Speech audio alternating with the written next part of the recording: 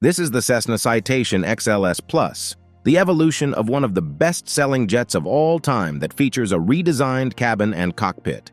Airframe by Cessna, engines from Pratt Whitney, avionics by Collins. In a world where we all wonder what became of the blue-chip companies, these three names are still rock-solid leaders in business aviation. So it is only natural that they would team up to make the Citation XLS, the best-selling business jet for many years, even better as the new Plus model. The airplane has been an industry leader ever since Cessna put a traditional mid-size cabin on its high-technology straight wing back in 1998. Teamed with the Pratt 545 series turbofans, the low-drag wing delivered cruise speeds well above 400 knots, exceptional climb performance, and the short runway and low-speed docile handling characteristics of a straight wing. But is it really a worthy successor of one of the best-selling jets of all time? Stay with us till the end of the video because here is everything you need to know about the Cessna Citation XLS Plus. Stepping inside, the cabin is where the XLS Plus shines, with an interior measuring 18.6 feet or 5.64 meters in length, and 5.7 feet or 1.7 meters in both width and height in the trenched center aisle, yielding 461 cubic feet or 13 cubic meters in a spacious environment that can comfortably accommodate up to 12 passengers, although a typical configuration usually seats 9. Separating the cockpit from the main cabin door is an ingeniously designed refreshment center that provides more than enough room to keep the party going with light catering and heavy beverages. The aircraft comes with a modestly equipped forward galley, which includes basic amenities such as coffee makers, cold storage, and a workspace for food preparation. The XLS Plus typically features a double club seating arrangement, though the seats can be configured to include side-facing divans for those requiring more flexibility in seating options. The executive chairs are fully adjustable and usually come wrapped in high-quality leather, offering a degree of comfort that makes even longer flights more tolerable. The seats also typically have built-in lumbar support and the ability to swivel and recline, providing a customizable comfort experience for each passenger. The sidewall ledges contain short cup holders, storage for small snacks, cabin management controls, and plug-ins for video monitors. 2 additional single seats are behind the Club 4 grouping, albeit with less legroom and limited recline. For air quality and pressurization, the XLS Plus is engineered to maintain a cabin altitude of about 6,800 feet when cruising at its maximum altitude of 45,000 feet, or 13,716 meters, and the climate control system offers precise temperature adjustments. Windows are thoughtfully placed to allow ample natural light without creating glare and also feature built-in shades.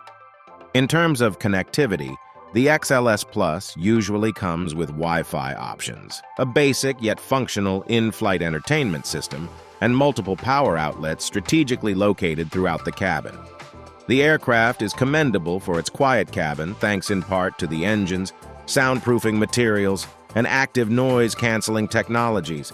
While not exactly whisper quiet, the XLS Plus does offer a noticeable improvement in noise levels compared to older models in the Citation series.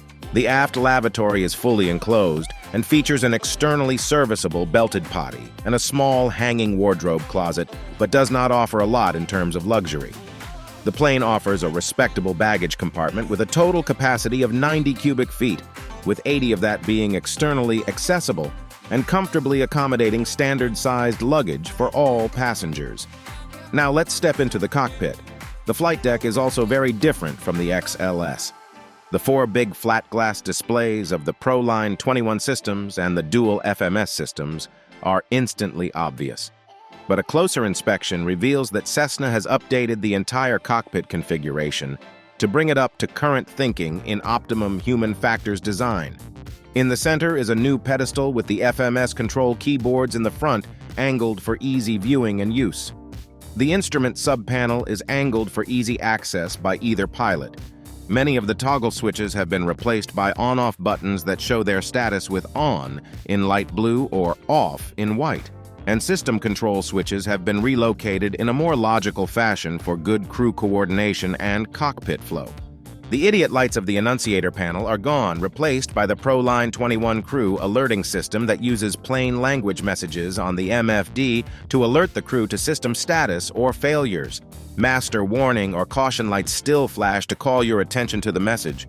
Or a voice call issues a warning, but gone are the days of trying to remember what it means if a caution light comes on flashing. Or did it come on steady? Because they could mean different things. The new flight guidance control panel from Collins is mounted right at the top of the glare shield, where it should be for easy selection of guidance modes, assigned altitude, heading, altimeter setting, vertical modes, and so on. These are the functions that pilots use the most frequently in the busiest airspace, and in the past they were often stuck down in the aft part of the pedestal, where you had to look down and hunt for them. The ProLine 21 autopilot system also has an automatic emergency descent mode. If, when flying above 30,000 feet, the cabin depressurizes, the autopilot will automatically start an emergency descent at maximum speed. Because there is no auto throttle, the pilots need to retard the power and extend the speed brakes for the maximum descent rate. But the autopilot will automatically maximize the descent rate until it captures and holds 15,000 feet, awaiting further pilot input. The Collins Integrated Flight Information System is also standard in the Plus. This file server, as it is often called, allows the display of all manner of moving maps, weather, and Jeppesen charts. XM weather is also standard. Providing this information, which is now old hat in propeller airplanes, is a more difficult design issue in transport category jets because avionics hardware and software have variable certification standards. Flight-critical information, dubbed Level A, must be isolated from any potential network bug or failure that could disrupt it. But the Collins file server is physically and electronically segregated from the critical information on the primary flight display, for example, so it can be updated and modified without the need for lengthy testing and demonstration to prove that it can't interfere with other functions. Now let's talk about the engine, performance specifications, and how it flies. The Citation XLS Plus is powered by two Pratt Whitney Canada PW545 turbofan engines with a TBO of 5,000 hours, each producing 4,120 pounds of thrust. These engines are renowned for their reliability, efficiency, and relatively lower operational costs, and they serve as the backbone for the XLS Plus's commendable performance. These power plants make use of FADEC systems, which optimize performance and reduce pilot workload. The aircraft requires 3,560 feet or 1,085 meters of runway to take off at sea level on a standard day. The engines allow a maximum rate of climb per minute of 3,500 feet or 1,070 meters and a maximum cruising altitude of 45,000 feet or 13,716 meters. The plane has a maximum cruise speed of 440 knots, with an average hourly fuel burn of 210 gallons or 800 liters. The jet has a maximum range of 2,100 nautical miles, which is 2,415 miles or 3,900 kilometers, and a minimum landing distance of 3,180 feet or 970 meters, with a maximum net payload of 2,100 pounds or 950 kilograms and a full fuel payload of 800 pounds or 363 kilograms. The base purchase price for a new Citation XLS Plus is $15 million before options, and the charter price is estimated at $5,000 to $8,000 per hour. Naturally, prices will vary depending on availability, fuel prices, ground fees, and more.